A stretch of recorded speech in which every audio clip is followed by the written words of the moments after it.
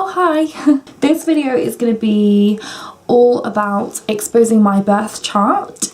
You might be, what the hell is that? Obviously, okay, so to get your birth chart you need to know your date of birth, preferably the time of your birth, which you can find in your birth certificate, your place of birth, so 3 things to get an accurate birth chart reading. So everyone knows what their sun sign is, so this is the date you're born. So mine is a Cancer. I was born on July 18th, 1995. This is your sun sign, so you actually kind of have like 3 3 main signs that kind of influence your personality. So you have your sun sign, you have a moon sign, which is your emotional realm, and then you have your ascendant, which is like what you show to the world, and then your sun sign is like your soul. So really kind of want to follow your sun sign rather than your others, but it's good to like, you know, everything, and everything's energy. So the birth chart is almost saying like at the time of your birth, this is what happened, this is what's influencing your personality. And yes, I am exposing my birth chart today because I have a snow day and I don't know what else to do with my life than to just go through my birth chart. So I'm using an app called CoStar. You can get it on the App Store. It is free. So you can literally just type in your birthday, birth time, birthplace, and then it will come up with the birth chart. And we're just going to go through each aspect and just kind of see, you know, if it's accurate, what I think, just what my feedback is really. So my sun sign, as I just said, is in Cancer, and this is what it says. So the sun determines your ego, identity and role in life. It's the core of who you are and is the sign you're most likely to already know. Your sun is in Cancer, meaning you are fundamentally sensitive, nurturing and gentle. Your emotions may seem like a burden to you. You're deeply committed to your relationships and being good to the people you care about. You may have trouble with self-discipline. It's in your 11th house, meaning you feel the need to distinguish yourself from others through social status, including platonic and casual friends, along with your hopes, wishes and dreams. Kind of resonate with that quite a lot. So I know that as a Cancer, I'm very emotional. Like, it's a watery sign. I have a couple of other planets in Cancer, so I know that I'm very emotional, like especially within relationships and especially within people I care about as well. And I would say I am sensitive, like I'm very sensitive. Very sensitive. I kind of do things based on my emotion rather than like logic. I always go by my emotion. And the whole social status thing as well is kind of like interesting, especially when it says about your hopes, wishes and dreams. So I want to, like, my goal is to be like out there and known and like as a singer or an influencer of some sort. So then the next one is my ascendant, and at the time I was born my ascendant was in Virgo. Now this says your ascendant is the mask that you present to people. It can be seen in your personal style and how you come off to the people when you first meet. Some say it becomes less relevant as you get older. It changes every 2 hours, so if it doesn't make sense, just confirm your birth time. Your ascendant is in Virgo, meaning you come across as precise, diligent, peace-seeking and organised. You seem a bit too attached to work, details and the pursuit of perfection, which sometimes makes you a bit boring. Okay, sorry. I've also read other stuff about Virgo and I just kind of want to get something up on the internet that another birth chart that I saw, and it kind of describes about Virgo ascendants and it being, or Virgo ascendants being not like obsessed, kind of obsessed with like their appearance and like their body awareness. These are actually somewhat shy people who need time to analyse things around them before they warm up both to situations and people. This is very true because like if I don't know someone, I'm very awkward around them, which may come across as like the whole boring thing on what I've just read. It says many are sensitive to any discomfort or other signals that their body gives them. Many are especially interested and concerned with physical health, and some are attracted to mind-body awareness exercises such as yoga. So I'm like a very spiritual person anyway, and that's only happened within like the last sort of 2 years. And if you just noticed that I'm literally looking at myself and playing with my hair, I am very like body aware, if that makes sense. And Virgo ascendant people tend to be in like the fitness industry and wanting to like be physically like healthy and look good and stuff like that, really. So yeah, I completely get that. Although some have good appetites, there can be an unmistakable pickiness about what they put in and on their bodies. Well, obviously, like you can just tell that I just put anything on my body with all my tattoos and stuff. But that is very, very true. Like sometimes I go through times where I'm on like a specific diet, not diet, but I'm very aware of what I'm eating. I really like this, by the way. This says, let me just continue. It says, many people with this position, ascendant in Virgo, have a tendency to attract people who need help. Their relationships may be confusing as a result. Yeah, I really kind of agree with this, and I just want to sort of go into something a little bit more personal. So the whole being attracted to people who need help is very, very true for me, especially when it comes to relationships. Now, a couple of years ago I broke up with my ex, or rather he broke up with me. It was very sudden, like it was all going so well, and like before Valentine's Day, February is just an awful month for me with relationships. Like the past 3 years, every Valentine's, like around Valentine's, I've always split up from or separated from someone, or like stopped talking to someone that I'm talking to. It's the weirdest thing, and I've just noticed that, like, what the hell, oh my god. So 2 years ago, my ex split up with me, and I was like, I was heartbroken. And later that year, in the November, I decided to see a medium just for like my career, really, because at the time this was when I had changed from doing my music to doing fitness, and I was like, oh my god, is this the right thing for me? So I just wanted to get clarification on that. The whole session, which was like a whole hour, it was on everything but the career, and I was like, what is going on? And it was almost like her message, she said these words, she said, I feel like you attract shit people. And I was like, I do, I don't know what it is, like it's just my energy, I don't know why, but I do feel like I attract people who need help. And it's just, it's actually awful. Like when, even reading this is like making you think, oh my god, that is so true, like this is what I've been through. It is the craziest thing ever. So I completely resonate with that on 100%. Next one is moon sign, which mine is in Aries, and it says, the moon rules your emotions, moods and feelings. This is likely the sign you most think of yourself as, since it reflects your personality when you're alone or deeply comfortable. Your moon is in Aries, which I know Aries is like the first sign of the zodiac, meaning your emotional self is independent, energetic and enthusiastic. I'm a very independent person.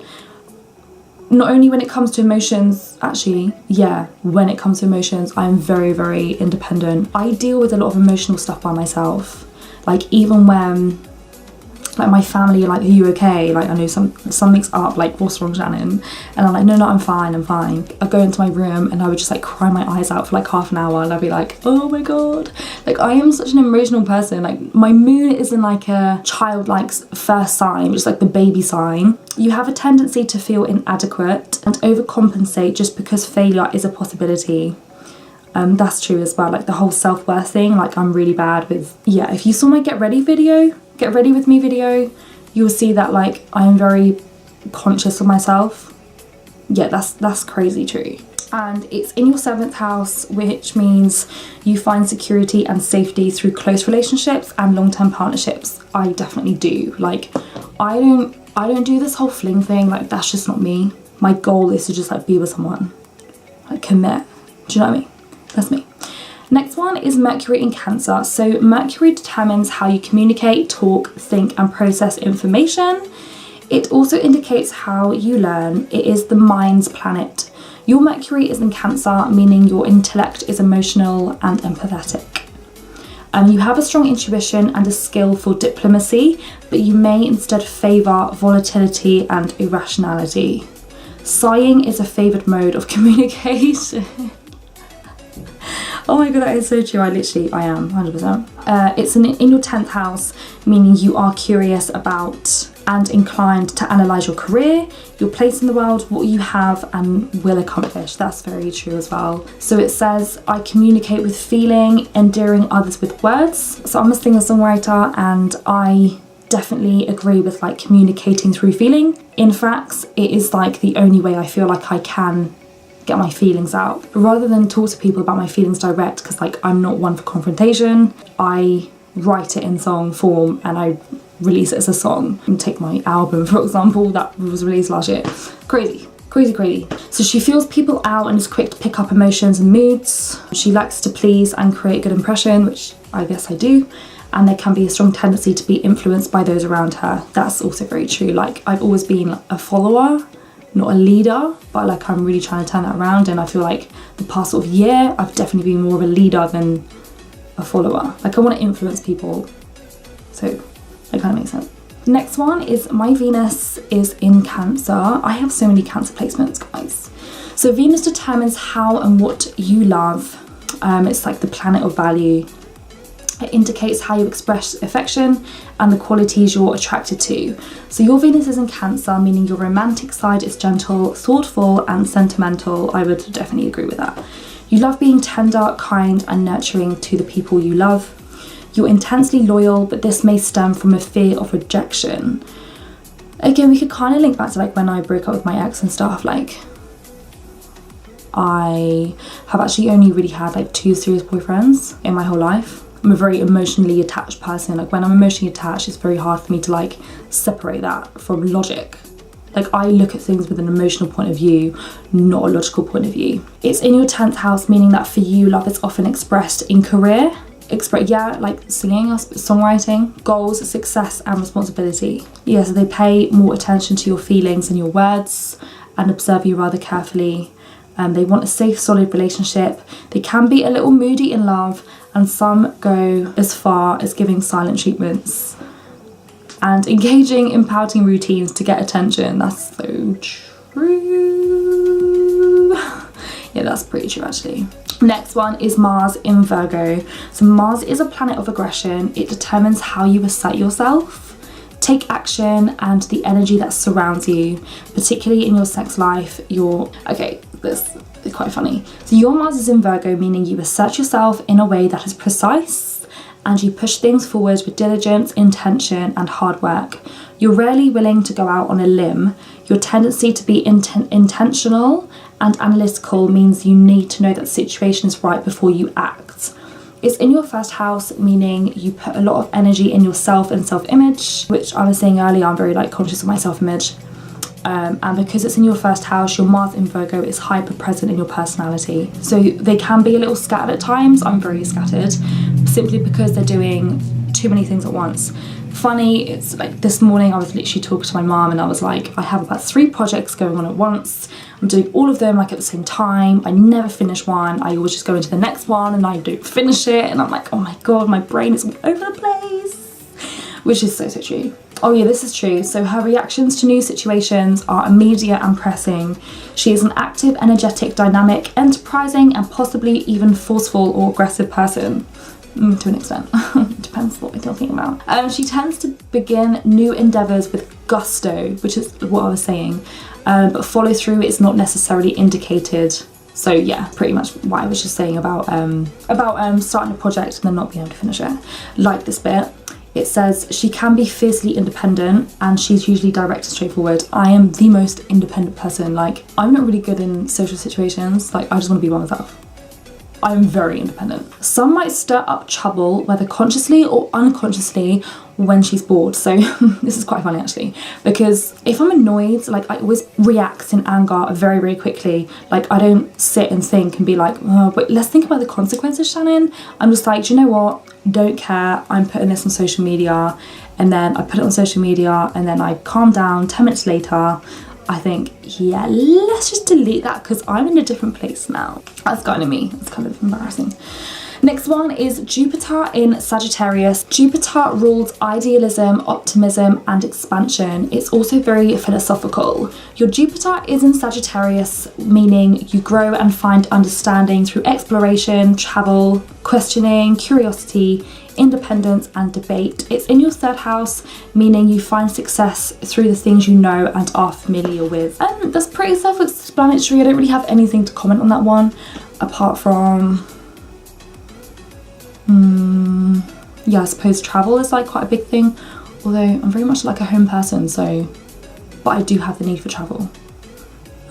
That's kind of contradictory. I'm not quite sure about that one. I wouldn't necessarily be like, yeah, 100%. I find success through the things I know and are familiar with. Yes, I'm very much about familiarity. If I'm in a situation that's unfamiliar, I feel really like uncomfortable. Yeah, I agree with that. Saturn in Pisces. Watery again. So the other social planet, Saturn, rules responsibility, restrictions, limits, boundaries, fears, and self-discipline. Your Saturn is in Pisces, which means you struggle with your tendency to be a pushover. Oh yeah, that's interesting. Daydreaming and your emotions. It's in your 7th house, meaning you have had difficulties with close relationships and long-term partnerships. Pretty much already kind of gone over this topic with the whole like ex thing and like attracting shit people. Yeah, difficulties with close relationships. Yeah, that's very true.